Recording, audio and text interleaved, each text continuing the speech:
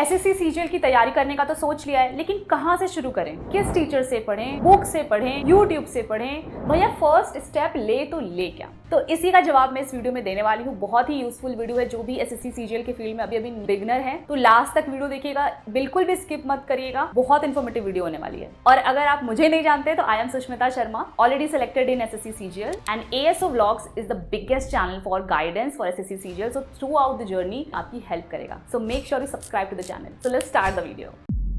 देखिए 3 स्टेजेस होते हैं जब एस्पिरेंट से डिसाइड करते हैं कि हमें सीजीएल की तैयारी करनी है। फर्स्ट, जब वो स्कूल में होते हैं 11th-12th में। जी हाँ, ऐसे भी मुझे मेल्स आते हैं कि हम 11th में है क्या, हम कौन से टीचर से पढ़े, हम कौन सा कोर्स करें। भैया अगर आप स्कूल में हो please please enjoy your school life. SSC CGL इतना भी टफ एग्जाम नहीं है। इट्स नॉट IIT कि आपको बिल्कुल स्कूल टाइम से प्रिपरेशन शुरू करनी पड़ेगी। अगर आप लग करके इस एग्जाम को 1 से 1.5 साल देते हो ना, इजीली एग्जाम निकाल सकते हो अगर आप ढंग से तैयारी कर रहे हो, सही डायरेक्शन में तैयारी कर रहे हो। सो स्कूल वालों, don't start your preparation right now. Now come to college stage. यहाँ पर भी मेरे को बहुत ज़्यादा कमेंट्स आते हैं, मेल्स आते हैं कि हम फर्स्ट ईयर में हैं, कैसे तैयारी शुरू करें, 7-8 घंटे पढ़ें, कितने घंटे पढ़ें। तो देखिए अगर आप कॉलेज में हो ना, it's my genuine advice to you कि आप इस टाइम पर अपने एकेडमिक्स पर ध्यान दीजिए, ना कि एग्जाम क्रैक करने पर। देखिए गवर्नमेंट एग्जाम आप मानो ना मानो मेहनत पर तो है ही, बट 1% आपके लक पर भी है। बहुत सारे एस्पिरेंट्स बहुत मेहनत के बावजूद भी क्रैक नहीं कर पाते, बिकॉज ऑब्वियसली सबकी सरकारी नौकरी तो नहीं लगेगी ना, लाखों लोगों की, कुछ ही लोगों की लगेगी। तो बाकी लोग तो ऐसा नहीं कि उनकी लाइफ खत्म हो गई। तो इसीलिए आपको कॉलेज के टाइम पर अपने एकेडमिक्स पर ध्यान देना चाहिए, ताकि आपका एक बैकअप प्लान रेडी रहे। और जब आप गवर्नमेंट एग्जाम्स की तैयारी करो तो आप कॉन्फिडेंट रहो कि भैया अगर ये नहीं हुआ ना तो भी मैं कुछ कर सकता हूँ। इस कॉन्फिडेंस से जब तैयारी करते हो निश्चिंत होकर के, तो तैयारी और भी अच्छी होती है। मैंने भी अपने कॉलेज टाइम पर अपने एकेडमिक्स पर फुल फोकस किया था, इसलिए मेरे कॉलेज के रिकॉर्ड्स बहुत अच्छे थे। अगर मेरी गवर्नमेंट जॉब नहीं लगती ना, तो भी मुझे पता था कि मैं कोई एक टीचिंग का कोर्स कर लूंगी, BEd वगैरह कर लूंगी, तो मेरी कहीं ना कहीं नौकरी लग जाएगी। ऐसा नहीं था कि मेरा बिल्कुल ही वेस्ट हो गया। लेकिन आप कॉलेज में बिल्कुल ही खराब परफॉर्म करोगे तो कहीं पर भी नौकरी लगना या कहीं पर एडमिशन लेना आगे के लिए भी आपके लिए मुश्किल हो जाएगा। सो इसीलिए कॉलेज के फर्स्ट और सेकेंड ईयर में तो आप बिल्कुल अपने कॉलेज की पढ़ाई पर ध्यान दो, और थर्ड ईयर से आप थोड़ा थोड़ा गवर्नमेंट एग्जाम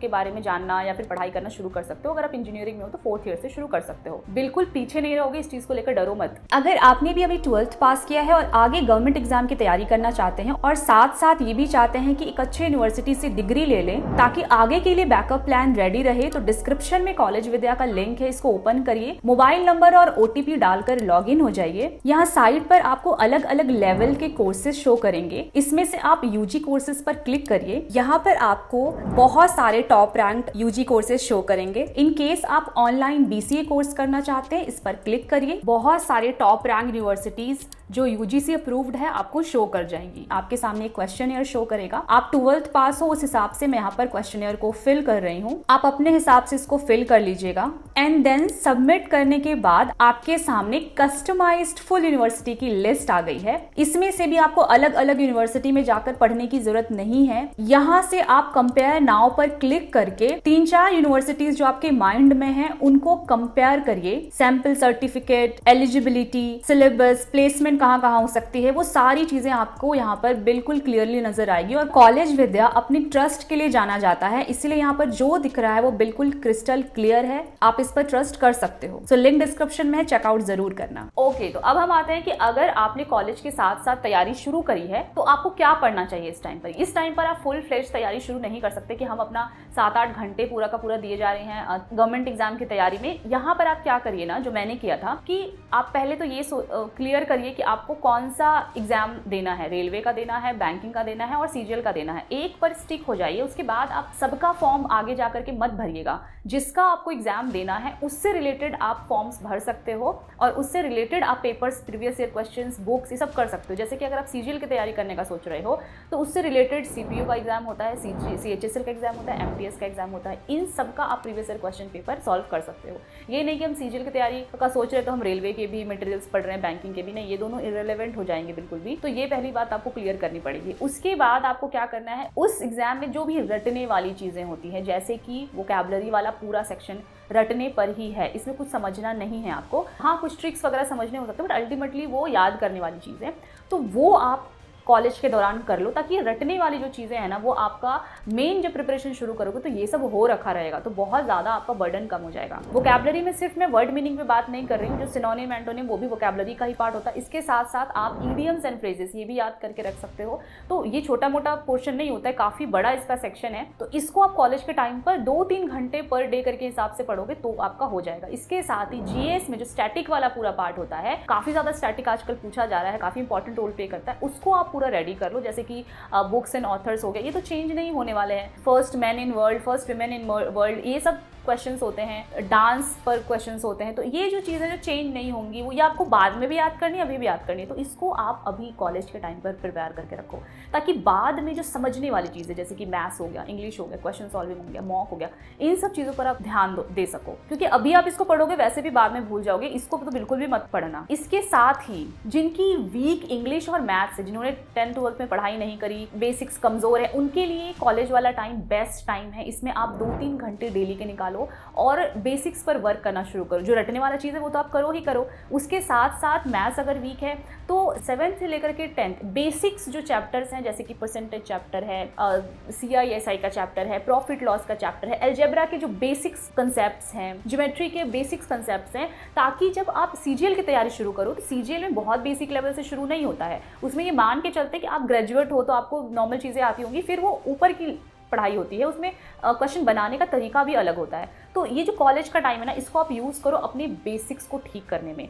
इसमें ये नहीं कि बहुत डीप आप कर रहे हो, सारे बेसिक जो चैप्टर्स हैं ना उनका कंसेप्ट आपको क्लियर करना है। क्वेश्चन भी आप थोड़ा बहुत सॉल्व कर सकते हो, लेकिन बहुत टफ क्वेश्चन, बहुत डीप क्वेश्चन ये सब आप नहीं करना। जैसे अगर आप 10th में जाओगे तो थ्योरम पूरा सॉल्व करने सिखाते हो, ऑब्वियसली आप वो सब नहीं करोगे, कंसेप्ट आपको क्लियर रखने हैं। सिमिलरली जिनकी इंग्लिश वीक है, अभी वो 7th से लेकर के 10th तक का जो कंसेप्ट है ना, ग्रामर है, वो रीडिंग करना शुरू कर सकते हैं, और वोकैबलरी तो मैंने बोला याद करना ही। तो इस तरह से अपने आप वीक पॉइंट्स पर काम कर सकते हो कॉलेज के दौरान। सो ये पूरा का पूरा कॉलेज वालों के लिए मेरी एडवाइस थी। अब हम आते हैं जिन्होंने कॉलेज पास आउट कर लिया, now they are ready for full fledged preparation for SSC CGL। तो उनको कहाँ से स्टार्ट करना? देखिए, आपका जो अभी काम है ना, जैसे आप स्टार्ट करने के लिए सीधा आपको पढ़ने नहीं लगना, कुछ भी आपने उठाया पढ़ने लग गए, नो। ये गलती बहुत सारे लोग करते हैं और फिर बाद में जाके पछताते हैं कि ना यहाँ के रह गए, ना वहाँ के रह गए, 1 साल निकल गया, हमें तो ये भी नहीं पता कि अभी करना क्या था। मतलब हमें ऐसा फील हो रहा है कि हमने कुछ पढ़ा ही नहीं, 1 साल निकल गया। ये इसलिए होता है because of lack of proper research before starting your preparation. So this is pre preparation time, कि आपको पहले 1 महीना जो है प्रॉपर रिसर्च में देना है। किस चीज़ का रिसर्च, हमें कहाँ से पढ़ना है, कैसे पढ़ना है। You should have 1 year complete strategy and complete resources with you अभी, कि क्या क्या करना है मुझे, ठीक है। तो मैं यहाँ पर आपको एक टाइमलाइन दूंगी, इस टाइमलाइन के हिसाब से आप रिसर्च करिए। रिसर्च करना अभी मैं आप पर छोड़ती हूँ, क्योंकि आपको 4-5 जगह से रिसर्च करके अपने लिए ही चूज करना चाहिए। मैंने जो बोला आप मान गए, ऐसा तो नहीं होगा, आप खुद से भी 4-5 जगह से पता करोगे, लेकिन क्या पता करना है वो चीज़ मैं आपको यहाँ पर बताऊंगी, बहुत ध्यान से सुनिएगा। और कहाँ से आप रिसर्च करोगे मैं ये भी बता देती हूँ। जैसे आप YouTube से कर सकते हो, गूगल से कर सकते हो, कोरा से कर सकते हो, फ्रेंड्स फैमिली में ऑलरेडी प्रिपरेशन कर रहे हैं या सिलेक्टेड है, उनसे पूछ सकते हो। तो किसी भी रिलायबल सोर्स से आप रिसर्च कर सकते हो। देखिए, 1 महीना जो मैंने आपको बोला रिसर्च में देना है, इसमें से पहले 5 दिनों में आपको एग्जाम का प्रीवियस ईयर क्वेश्चंस देखना है बढ़िया से। CGL की तैयारी का टारगेट लेके चल रहे हो तो CGL का 4 से 5 प्रीवियस ईयर पेपर्स देख लो, पिछले साल का देख लो, उससे पिछले साल का देख लो, CHSL का पेपर देख लो, CPO का पेपर देख लो और MTS का पेपर देख लो। 2-3 सेट्स इन सबके देख लो, जिससे आपको आइडिया हो जाएगा कि ये जो पूरा SSC है ना, वो किस तरह के क्वेश्चंस किस टाइप से पूछता है। इससे होगा क्या कि जब आप आगे प्रिपरेशन करोगे और कहीं पर भी इररिलेवेंट क्वेश्चन आपको मिलेगा तो आपको समझ आना चाहिए कि ये क्वेश्चन नहीं आता है हमारे एग्जाम में, ठीक है। आपको रिलेवेंट और इररिलेवेंट इसमें डिफरेंशिएट करना पता रहना चाहिए, ताकि आगे आप टीचर चूज करोगे ना, आपको पता होना चाहिए कि भैया ये रिलेवेंट पढ़ा रहा है कि नहीं पढ़ा रहा है, ठीक है। नेक्स्ट है, इन 5 दिनों में ही आपको एक बार नोटिफिकेशन को गो थ्रू करना है, जिससे आपको एग्जाम के बारे में पता लगे। मुझे लगता है 80% एस्पिरेंट जो है नोटिफिकेशन रीड नहीं करते हैं, क्योंकि नोटिफिकेशन में बहुत सी चीज़ें लिखी होती हैं जो आपको वापस कभी किसी से पूछनी नहीं पड़ेगी, क्योंकि नोटिफिकेशन मोस्टली एक जैसा रहता है। और इस बार नोटिफिकेशन में तो बहुत बड़ा चेंज हुआ सेक्शनल टाइमिंग के ऊपर में, वो आप पढ़ लेना। जो मेडिकल कंडीशंस होते हैं, किन पोस्ट के लिए आप एलिजिबल हो, किन पोस्ट के लिए आप एलिजिबल नहीं हो, ऐसा ना हो कि आपको एकदम से झटका बाद में लगा कि भैया मैं तो एक्साइज इंस्पेक्टर को टारगेट करके CGL की तैयारी करा था और एक्साइज से तो मैं एलिजिबल ही नहीं हूँ। कलर ब्लाइंडनेस किस चीज़ों किन किन चीज़ों में होता है, कास्ट सर्टिफिकेट से रिलेटेड क्या गाइडलाइंस हैं, क्या रूल्स रेगुलेशंस है, वो सारी चीज़ें। तो इन 5 दिनों में आप एक बार नोटिफिकेशन जरूर गो थ्रू करना, और 1 से 2 फ्री मॉक जो भी अवेलेबल हो, आप गूगल पे सर्च करोगे free mock for SSC CGL, कोई सा भी आपको मिल जाए, आप उसको 2-3 जरूर लगाना। और इसमें आपको हड़बड़ाने की ज़रूरत नहीं है, ज़्यादा अपने आप को जज करने की ज़रूरत नहीं है। बस आपको इतना पता होना चाहिए कि अच्छा ये स्पीड डिमांड की जा रही है और मेरी स्पीड ये है, इतनी नॉलेज डिमांड की जा रही है और अभी मेरी नॉलेज ये है, ताकि आप अपने इंप्रूवमेंट को ट्रैक कर सको। अभी अगर हो सकता है कि आपके 200 में से 20 नंबर आ रहे हैं, इट्स ओके, नो इशू, लेकिन 1 महीने बाद जब आप पढ़ाई कर लो तो 20 से 30 तो होने चाहिए, ये आप ट्रैक कर सको। इसीलिए एक बार अभी ये तो 3 चीजें मैंने बताई है, PYQs, notification and free mock, कोई सा भी, इससे आप खुद को जज करोगे, एग्जाम के बारे में जानोगे पूरी तरह से। अब हम आते हैं नेक्स्ट 5 डेज में। इसमें ना आप बैठकर तसल्ली से ये डिसाइड करो कि मुझे ऑफलाइन पढ़ना है या ऑनलाइन पढ़ना है। अगर ऑनलाइन पढ़ना है तो फ्री यूट्यूब से पढ़ना है या फिर पेड से पढ़ना है। मैं ये सब इसलिए करने के लिए कह रही हूँ क्योंकि यू डोंट नो, लेकिन ऐसे भी एस्पिरेंट्स होते हैं जो 6 महीने तैयारी कर लेंगे, उसके बाद सोचेंगे कि मैं कोर्स ले लेता हूँ क्योंकि मुझसे नहीं हो पा रहा है। तो ये जो 6 महीने आपने वेस्ट किए, 6 महीने बहुत बड़ा टाइम होता है, तो ये सब चीजें आपके साथ ना हो, इसलिए जस्ट 5 डेज दीजिए, रिसर्च करिए और इसको फिक्स करिए। जो आपका डिसीजन रहेगा वो फाइनल डिसीजन रहेगा, उस पर आप वापस से चेंज नहीं करना। तो मैं यहाँ पर आपको एक छोटा सा सजेशन इसके ऊपर दे सकती हूँ कि अगर आप दिल्ली में रहते हो तो ही सिर्फ ऑफलाइन, या फिर कोई ऐसे मेट्रो सिटी में रहते हो जहाँ पर ऑफलाइन कोर्सेज अच्छे टीचर से अवेलेबल है, तो ही सिर्फ ऑफलाइन कोर्सेज के बारे में सोचिए। अगर आप कहीं दूर से सोच रहे हो कि दिल्ली आए या फिर किसी मेट्रो सिटी में जाएं, वहां पर जाकर के हम तैयारी करें, तो मेरी तरफ से बिग नो है, क्योंकि यहाँ पर आकर के पढ़ाई से ज्यादा डिस्ट्रैक्ट होते हैं लोग, प्लस आपका बहुत ज्यादा खर्चा होता है रहने का, खाने का, फिर ऑफलाइन कोचिंग का जो कि महंगे होते हैं काफी, ट्रैवल का। तो वो जो बर्डन है ना जो आपके पेरेंट्स के ऊपर पड़ रहा है, तो वो एग्जाम के टाइम पर आपके ऊपर पड़ता है कि भैया मैंने इतना खर्चा भी कर दिया, अगर अब नहीं होगा तो क्या होगा। तो इसीलिए ऑफलाइन कोचिंग या तो जिसके पास भर भर के पैसा है, जिसको पैसा लुटाने में कुछ नहीं जा रहा है, वो कर सकते हैं, या तो भैया अगर आप मिडिल क्लास फैमिली से हो, मेरी तरह की, पेरेंट्स पर बहुत ज्यादा लोड आ जाएगा, तो नहीं, आपके लिए ऑफलाइन कोचिंग नहीं। और आई थिंक अब ऑफलाइन कोचिंग का इतना ट्रेंड भी नहीं है, बहुत कम ही लोग हैं जो ऑफलाइन कोचिंग से कर रहे हैं। अब ऑनलाइन कोचिंग में भी फ्री यूट्यूब, तो देखिए जब हम तैयारी करते थे ना 2019 के करीब, उस टाइम पे हम तैयारी करते थे, सिलेक्शन तो 2020 में हुआ था, उस टाइम पे क्या था कि बहुत ज़्यादा कंटेंट अवेलेबल नहीं था, ऑनलाइन कोर्सेज का इतना चलन नहीं था। तो जो शुरुआत की थी वो अभिनय शर्मा सर ने की थी ऑनलाइन पढ़ाना। तो उस टाइम बहुत अच्छे टीचर्स थे, लेकिन बहुत कम टीचर्स थे जो अपना फुल कंटेंट ऑनलाइन ही डिलीवर कर रहे थे। तो पूरी प्लेलिस्ट बनाकर देते थे बढ़िया से, एस्पिरेंट्स को कोई दिक्कत नहीं होती थी। अगर परसेंटेज चैप्टर मान लो पढ़ाया हुआ है तो पूरे परसेंटेज चैप्टर का प्लेलिस्ट है, बेसिक से लेकर के एडवांस तक सारे कंसेप्ट उसमें क्लियर कर दिए गए। लेकिन अब क्या है कि इतना ज़्यादा कंटेंट है, हर एक बंदा पढ़ा रहा है, और मतलब एक्चुअली मैं बताऊँ पढ़ा क्यों रहे हैं, जस्ट ये बताने के लिए कि मेरा कोर्स बहुत अच्छा है, तो अपना 100% वो यूट्यूब पे आके देते हैं just to show off this is a demo class, and actual पढ़ाई तो कोर्स में होगी। तो इसीलिए वो फुल चीज़ें यहाँ नहीं करवा रहे हैं कि आपको A to Z करवा दें, वो कुछ पोर्शन यहाँ पर करवाएंगे या तो सिर्फ क्वेश्चन सॉल्विंग करवा देंगे। बहुत कम आपको रिसर्च करना पड़ेगा, जो फ्रीली सब कुछ अच्छे से यहाँ पर कंटेंट दे रहे हैं, जो आपको प्लेलिस्ट भी बना के दे दें, तो ये बहुत कम है अब। तो मुझे ऐसा लगता है कि फ्री पढ़ाई हो सकती है, लेकिन बहुत ज़्यादा टाइम कंज्यूमिंग हो जाएगी। मैंने वैसे ये वाली वीडियो बना के रखी है कि अभी भी कौन कौन से टीचर्स फ्रीली अवेलेबल हैं, जो मतलब फ्री में भी जिन्होंने प्लेलिस्ट वगैरह दे रखी है। हालांकि मुझे लगता है कि ये जो प्लेलिस्ट है ना वो काफ़ी ओल्ड हो चुकी है। आप अभी के हिसाब से रिसर्च कर लेना कि क्या कोई ऐसा टीचर है जो पूरा प्लेलिस्ट, अगर ऐसा है तो आप YT से तैयारी कर सकते हो फ्रीली। मैं भी कुछ टाइम बाद इस तरह की वीडियो बनाऊंगी रिसर्च करके, तो आप तब तक के लिए वेट मत करना, आपको ये 5 दिन दिए गए, आप उसमें ही ये काम करना, ओके। तो मुझे लगता है कि ऑनलाइन कोर्सेज ये बेस्ट ऑप्शन आज के टाइम पर है, लेकिन बहुत सोच समझ करके आपको ऑनलाइन कोर्स लेना है कि ऐसा टीचर कि आपने मान लीजिए मैथ्स के टीचर को आप जानते हो, उनका देख करके आपने ले लिया, लेकिन बाकी टीचर्स भी अच्छे होने चाहिए जिन्होंने सिलेक्शन दिलवाया हो, जिनको नॉलेज हो। देखिए नॉलेज तो टीचर्स को होती है, बट रिलेवेंट पढ़ाना, एस्पिरेंट्स की हर एक प्रॉब्लम को सुनना, उसको सॉल्व करना, एस्पिरेंट्स के दिमाग में चीज़ें घुसे उस तरीके से पढ़ाना, समझाना, ये टीचर्स की एक स्किल है जो सब में नहीं होती है। तो वो भी आप चेक कर लेना। प्लस फेम पे मत जाना, आपके दिमाग में घुस रही है कि चीज़ें नहीं। आपने ऐसे टीचर को ले लिया जो बहुत फेमस है, लेकिन वो इतना हाई फाई पढ़ाता है कि आपको समझ ही नहीं आता। तो समझ रहे हो ना, अपने शक्ति के हिसाब से टीचर चूज़ करना, और ऐसा ना हो कि भैया हम कोर्स ही पे पढ़े जा रहे हैं, क्योंकि अल्टीमेटली जो सिलेक्शन है वो सेल्फ स्टडी से होगी। आप जो पढ़ रहे हो उसको सेल्फ स्टडी नहीं कर सक रहे हो, रिवीजन नहीं कर सक रहे हो, मॉक नहीं दे पा रहे हो, एनालिसिस नहीं कर पा रहे हो, पूरा टाइम सिर्फ कोर्स करने में जा रहा है, सो इट्स डेंजरस, ठीक है।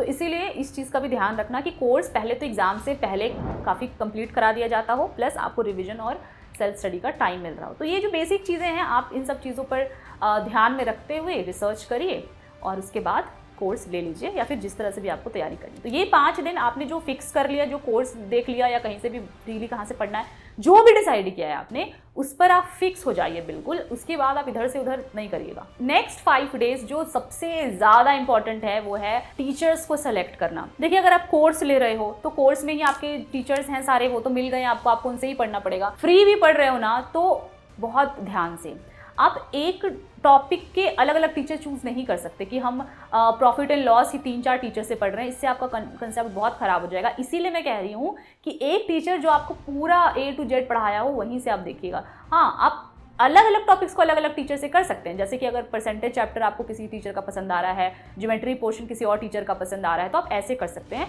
अल्टीमेटली बहुत अच्छे से रिसर्च करिए, अपना टीचर चूज कर लीजिए। उसके बाद आपको कोई भी यूट्यूबर आकर के बोले या कोई फ्रेंड आकर के बोले कि यार ये तो नहीं सही है, ये सही है, तो ऐसे आप चेंज नहीं करिएगा। आप कैसे समझेंगे कि कौन सा टीचर? तो देखिए, कोर्स भी लेने जाएंगे ना, तो उस टीचर का फ्री में ज़रूर यूट्यूब पर अवेलेबल होगा कुछ ना कुछ वीडियो। तो 5-6 ऐसे टीचर्स जो बड़े बड़े नाम के हैं, आप एक बार उनका पूरा देख लीजिए, कैसे पढ़ाते हैं, क्या आपको समझ में आ रहा है, क्या ये बहुत हाईफाई तरीके से पढ़ा रहे हैं, या फिर मेरे को मेरे लिए कंफर्टेबल है कि नहीं। तो उस तरह से करके 5-6 टीचर्स शॉर्टलिस्ट करके उनके आप कोर्सेज का डेमो क्लास देखिए, है ना। डेमो क्लास देखेंगे तो आपको समझ में आ जाएगा कि अच्छा कोर्स में कैसा ये पढ़ा रहे हैं। तो उस हिसाब से आप टीचर को सिलेक्ट कर सकते हैं। और बाकी तो आप जिस भी हिसाब से चाहे भैया अपने लिए टीचर सेलेक्ट कर लीजिए, लेकिन जिनको सेलेक्ट करिए आप चेंज नहीं करिएगा। नेक्स्ट 5 डेज ये भी बहुत इंपॉर्टेंट रोल प्ले करते हैं, वो है बुक्स। इस पर तो सबसे ज़्यादा चेंजेस और सबसे ज़्यादा डिबेट रहता है कि कौन सा किताब पढ़ें। पढ़ाई के नाम पर लोग ना किताबें इकट्ठा करने लग जाते हैं। अच्छा, ये वाला भी अच्छा है, ये वाला भी अच्छा है, इंग्लिश में ये भी पढ़ लेते हैं, ये भी पढ़ लेते हैं। अल्टीमेटली पढ़ेंगे कुछ भी नहीं। तो ये पढ़ाई ना एक सब्जेक्ट की 2 से 3 से ज़्यादा किताबों से नहीं होती है, और मैथ्स में तो मुझे लगता है 1 से 2 किताब एनफ होती है। जितने बुक्स आप ले रहे हो क्या पढ़ पाते हो? इसीलिए बहुत लिमिटेड बुक्स रखनी है जो बहुत लोगों के द्वारा ना प्रूव्ड है कि अच्छी बुक है। उन्हीं बुक्स को आपको रखनी है। न्यू किसी बहुत ज़्यादा ट्रेंड के हिसाब से नहीं जाना कि ये तो मार्केट में न्यू आई है, इसको हम देखते हैं। देखिए, हम यूट्यूबर्स हैं, हमारा काम है बुक्स का रिव्यू करना। हम रिव्यू करके आपको बताएंगे कि इसमें ये फीचर है, इसमें ये फीचर है, लेकिन आपको कौन सा किताब चूज करना है ये आपके ऊपर है। और मैंने कौन कौन सी किताबें पढ़ी थी वो मैंने इस वाली वीडियो में बना के रखा। ये बिल्कुल जेन्युइन वीडियो है, इसमें कोई भी रिव्यू नहीं है, इसमें एक्चुअल बुक्स जो आपको लेने चाहिए वही बता के रखा है। लिंक डिस्क्रिप्शन में मिल जाएगा, आप चेकआउट कर लेना। लेकिन जो भी आपने बुक फाइनल किया है ना, अब नहीं चेंज करिएगा उसको। पूरे प्रिपरेशन के दौरान बिल्कुल भी उसको ही आप बार बार लगाइए। बहुत बार ऐसा होगा कि आपको लगेगा कि ये वाला बुक तो मैंने बना लिया है, अब इसका तो सब कुछ मुझे आता है, अब इसको वापस क्यों करना है? नहीं, एग्जाम रिपीटेशन से ही निकलेगा, बिकॉज रिपीटेशन आपका स्पीड बढ़ाता है। आपको कितना भी आसान क्वेश्चन लगे, आपको उसको 10 बार करना पड़ रहा है तो 10 बार करो, लेकिन एक ही बुक को रिपीट कर करके करो। ये मेरे साथ होता था, इसलिए मैं आपको बता रही हूँ। मेरा एक बुक हो जाता था, मुझे लगता यार ये तो हो ही गया, लेकिन ये कॉलेज का एग्जाम नहीं है, ये कॉम्पिटिटिव एग्जाम है, इसलिए इसमें रिपीटेशन जितना करोगे उतना ज़्यादा फ्रूटफुल आपके लिए रहेगा। तो repeat repeat repeat one book again and again. Now we are coming to next 5 days. इसमें आपको क्या करना है, रिसर्च करिए मॉक के ऊपर। देखिए, 2 पेड मॉक्स आपके पास होने चाहिए, और लाइव मॉक्स, फ्री मॉक्स, ये भी बहुत सारे होते हैं। तो जहाँ से भी आपको लाइव और फ्री मॉक्स दिख जाए वो तो आपको लेने ही हैं। एक टेक्स्ट बुक का तो आप ले लीजिएगा। देखिए, इसके बाद अगर कहीं से कोर्स कर रहे हो तो वहाँ से भी आपको हो सकता है मॉक अवेलेबल करवा दिया जाए, पेड हो या फ्री हो जो भी है, लेकिन 2 पेड होने चाहिए। मेरे हिसाब से कौन बेस्ट मॉक्स है वो मैंने इस वाली वीडियो में बताया हुआ है, इसका लिंक भी आपको डिस्क्रिप्शन में मिल जाएगा। हालांकि ये 2026 वालों के लिए था, तो मैं रिसर्च के बाद 2027 वालों के लिए भी आगे वीडियो बनाऊंगी, जिसको आप देख लेना। चैनल को सब्सक्राइब कर लेना ताकि वो सारी वीडियोस आपको मिल जाए। मॉक के साथ साथ आप मेंटोर फिक्स करिए। मेंटोर का मतलब एक तो होते हैं टीचर्स जो आपको पढ़ाते सब्जेक्ट, एक होते हैं मेंटोर लाइक मी, कि आपको गाइडेंस की जरूरत होती है कि अच्छा मॉक में नंबर हम कैसे बढ़ाएं, या हम कैसे बुक को कंप्लीट करें, हम तैयारी करें कैसे, स्ट्रैटेजी कैसे बनाएं, मैथ्स को कैसे हम सॉल्व। तो इस तरह की जो वीडियोज होती हैं, these are very very important. यही नहीं, इसके साथ साथ बहुत सारी मोटिवेशनल वीडियोज भी होती हैं, जैसे कि कंसिस्टेंसी कैसे बना के रखें, डिमोटिवेट कैसे नहीं होए। और इसके साथ साथ जैसे मैं फ्लैट टूर अगर शेयर करती हूँ तो ऐसा नहीं है कि मुझे अपने फ्लैट को दिखाने की कोई बहुत शो ऑफ करने की इच्छा है। I am not at all a show of guy, क्योंकि शो ऑफ मैं करना चाहूँ तो बहुत कुछ कर सकती हूँ, बट मुझे पसंद ही नहीं। लेकिन इस तरह की वीडियोज़ जब मैं अपने प्रिपरेशन के दौरान देखती थी ना, तो मुझे ऐसा लगता था कि अच्छा, जब मैं अभी ऐसे अकेले रहूँगी या फिर मतलब ऐसे अच्छे सेटअप में रहूँगी या मैं खुद से स्पेंड कर पा रही होंगी, तो जब मैं देखती थी तो मुझे मोटिवेशन मिलता था आगे पढ़ने के लिए कि अच्छा मेरे पास भी सैलरी आएगी तो मैं ये खर्चा खुद से कर सकती हूँ। तो जस्ट फॉर दैट पर्पस मैं इस तरह की वीडियोस बनाती हूँ।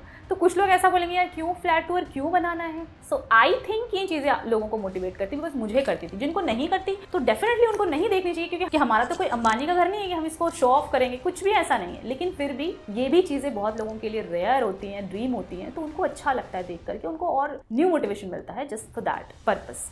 अब जैसे day in life of any है, सो मैंने आज तक ऐसी वीडियो नहीं बनाई है, लेकिन हो सकता है मैं फ्यूचर में बनाऊं, बिकॉज इस तरह की वीडियोस से लोगों को आप जितना भी मॉक कर लो बट मोटिवेशन तो आता ही है। और ऐसी वीडियो जो है आपको हर रोज नहीं देखनी है, कभी कभार जब आपको डिमोटिवेशन लगे या फिर लगे कि थोड़ा एंटरटेनमेंट करना है या मेरे को थोड़ा जानना है, तो उस टाइम आप देख सकते हो। इसीलिए जो मेंटर्स है ना, जिस तरह की मैं वीडियो बनाती हूँ, वो आपके 1 से 2 से ज़्यादा नहीं होने चाहिए। ऐसा नहीं होना चाहिए कि जो भी बंदा स्ट्रैटेजी की वीडियो डाल रहा है हम सबकी ही देख रहे हैं, तो आप स्ट्रैटेजी ही देखते रहोगे, आप पढ़ाई कब करोगे। एक मेंटर ना 1 साल में 1 बार ही स्ट्रैटेजी डालता है, लेकिन जब बहुत सारे लोगों का आप देखते हो तो आपको लगता है कि सब कोई स्ट्रैटेजी ही डाल रहा है, क्योंकि आप सबको एक आध देख रहे हो। जैसे मैं जब स्ट्रैटेजी डालती हूँ पूरे साल में 1 बार डालती हूँ, लेकिन ऐसा डालती हूँ कि भैया हर साल वायरल हो जाता है, वो डालूंगी, उसका वेट करो। इसीलिए आपका टाइम ज़्यादा स्ट्रैटेजी और यही सब चीज़ें देखने पे वेस्ट ना हो।